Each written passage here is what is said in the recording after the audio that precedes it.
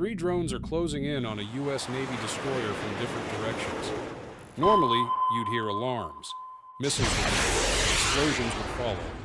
But this time, nothing fires, no smoke, no sound. Just a system on deck, slowly turning toward the first target. A silent beam locks on. 2 seconds later, the drone drops out of the sky. The system pivots. Second drone, gone. Third one, gone. 15 seconds. 3 targets. No missiles, no ammunition. This isn't science fiction. This is happening right now aboard the USS Preble. And the weapon doing this is called Helios. Senior Navy commanders are pushing to get this system on every ship as fast as possible. Because the real reason they want it is far more urgent than it seems.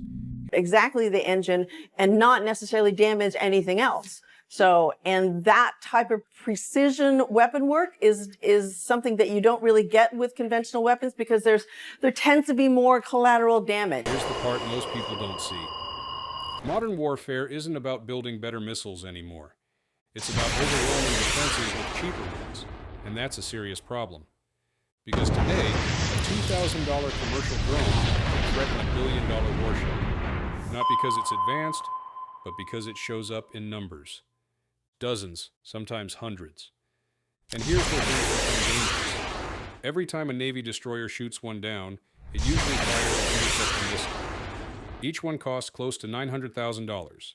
Some, like the SM-6, cost over $4 million. Now do the math. If an enemy sends 50 cheap drones over several days, the Navy could spend over $45 million stopping them, while the attacker spends barely $100,000. That imbalance doesn't just hurt, it breaks the system. And adversaries know it. In fact, they're designing their entire strategy around it. Force the defender to burn through expensive weapons until there's nothing left. Because once a ship runs out of missiles, it can't stay in the fight.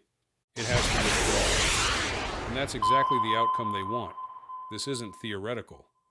From late 2023 through 2025, US Navy ships in the Red Sea face continuous waves of drones and cruise missiles. And technically, the Navy performed almost perfectly. Over 400 successful interceptions.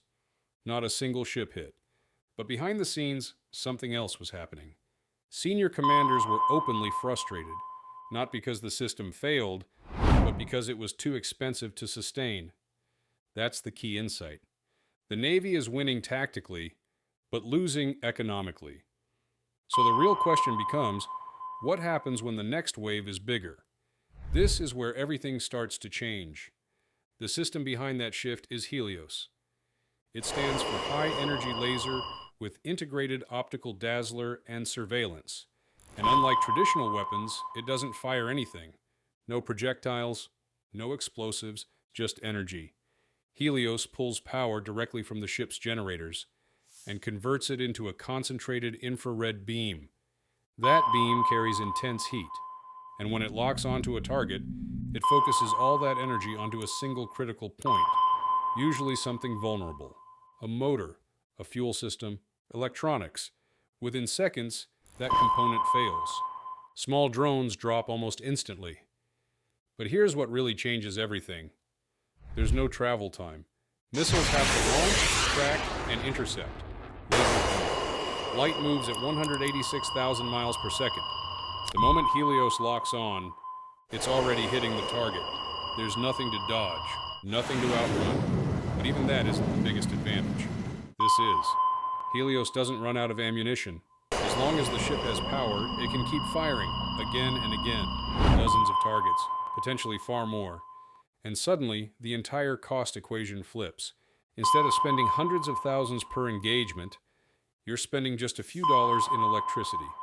That changes everything. Because now the enemy can't win by forcing you to overspend. And this isn't just theory. The technology is already being used. Right now, the US Navy operates multiple directed energy systems at sea. Helios is the most advanced, but it's not the only one.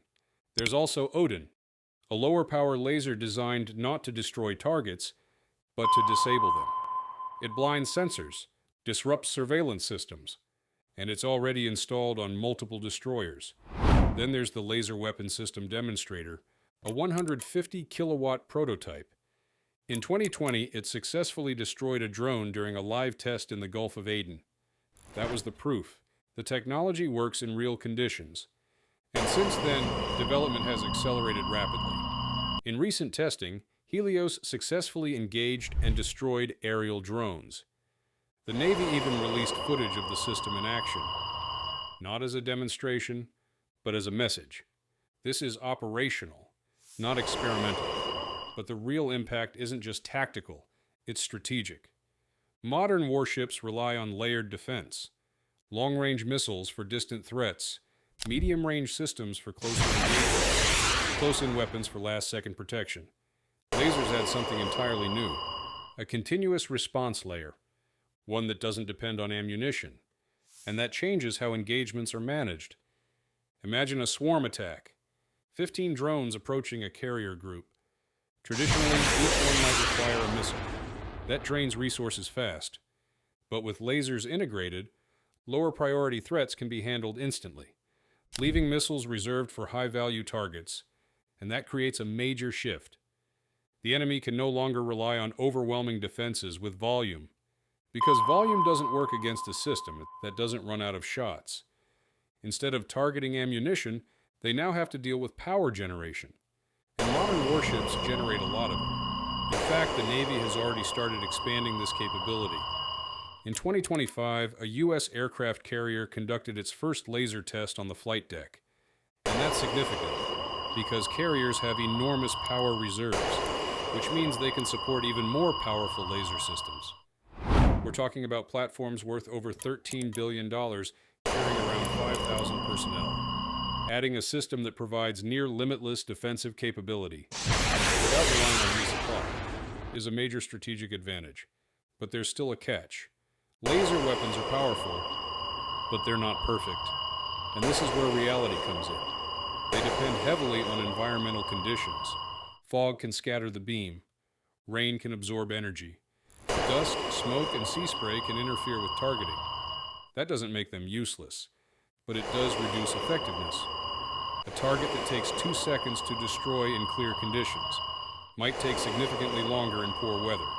And in combat, seconds matter. To compensate, modern systems use adaptive optics. They adjust the beam in real time to maintain focus and effectiveness. It helps, but it doesn't eliminate the limitation. There's also the issue of raw power.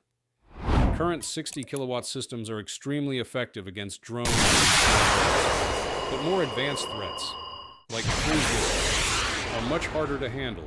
They move fast, they're reinforced, and they require sustained contact to destroy, which isn't always easy. That's why development is moving fast. The next generation of systems aims to reach 300 kilowatts or more.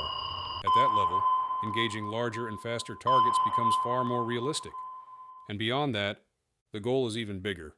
Megawatt-class lasers, systems capable of targeting ballistic missiles, and hypersonic threats. If that becomes operational, it won't just improve defense, it could completely redefine it. For centuries, naval warfare has relied on projectiles, guns, missiles, interceptors, all limited by ammunition, all constrained by cost. For the first time, ships have a weapon that fires at the speed of light, doesn't run out of shots, and directly targets the kind of threats that are dominating modern battlefields. Cheap, numerous, persistent. And that's why this matters. Because the side that solves that problem first doesn't just gain an advantage, it changes the rules entirely. Right now, there's only one ship equipped with this system, but not for long. The goal is clear: a laser on every ship. And once that happens, the next war at sea may not look anything like the last.